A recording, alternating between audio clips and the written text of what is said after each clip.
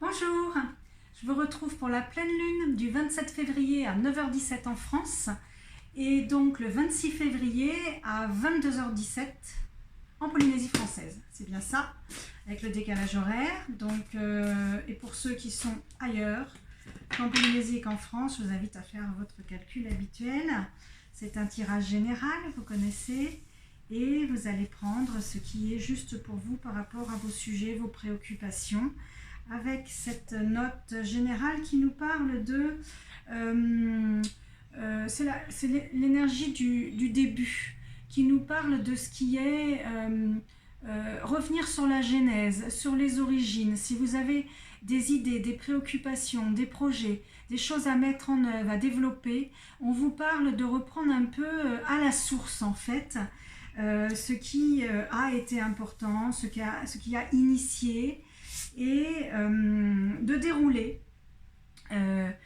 selon l'ordre des choses. Alors pas l'ordre des choses que votre mental ou vos prévisions pourraient vous imposer, mais laissez faire ce qui est déjà inscrit dans la nature. Laissez la nature vous guider pour qu'elle déroule son processus et vous embarque dans son planning, mais je veux dire dans sa manière aussi de faire, de composer, parce que vous en retirerez évidemment des pépites. Vous aurez plus de facilité et aussi plus d'authenticité, une connexion plus forte avec les résultats qui vont se manifester dans la matière. Pas forcément en argent, hein, ça peut être des pépites. Les pépites, c'est dans tous les domaines. Vous allez ainsi vous connecter plus facilement aux résultats et vous pouvoir vous projeter et projeter l'énergie qui va avec. N'oubliez pas de marquer votre territoire. Ça veut dire cette carte de circonscrire ce qui est le cadre de ce que vous voulez faire, développer, déployer. C'est pas forcément poser des balises et marquer la bordure, mais bien vérifier les limites, où s'arrête ce que vous entreprenez et ce que vous décidez.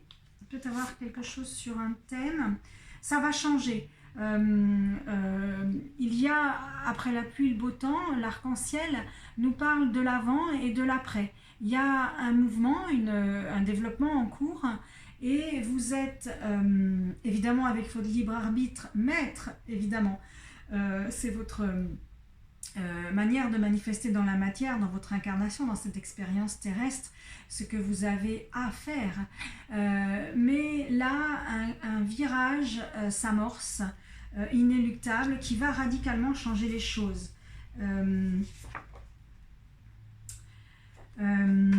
Ça, c'est la carte de la tortue lutte qui pond. Ça parle de position dans le clan.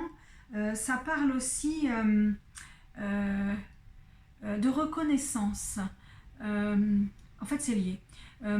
Si vous avez des questions un peu plus familiales, un peu plus héritage, un peu plus famille, on va vous parler de quelle place tenez-vous, quel rôle jouez-vous, quel héritage mental, économique vous avez dans vos bagages qui font que vous êtes aujourd'hui tel que vous êtes et tel que vous êtes reconnu. Et on vous demande de prendre du recul, de porter un regard sage sur ce que vous êtes en train de faire et de transmettre comme héritage, hein, de colporter dans les programmes transgénérationnels, de génération en génération, ce que vous êtes en train de prendre de générations passées et de porter vers les générations futures, vos descendants. Donc on parle de ça, selon les questions que vous avez, de faire attention. Alors si c'est vraiment des histoires des questions et des préoccupations portées sur une entreprise, une société, là peut-être que c'est d'où elle vient, comment elle a été conçue, pour quelle est sa mission et comment elle va évoluer, hein, vous transposez, sachant que ce que vous allez tirez comme avec ce regard sage, hein, de la reconnaissance que vous attendez de ce que vous faites, du rôle et de la place que vous voudriez qu'on ait de vous. Dans tous les cas, il y a un côté un peu insolite, il y a un côté un peu original qui vous en filigrane, qui caractérise, hein, ce que vous faites.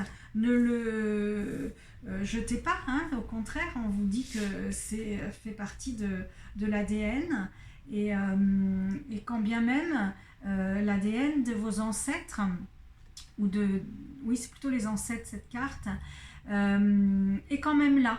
Il n'y a pas de sentiment d'imposture ou de transformation qui puisse porter atteinte à la transmission.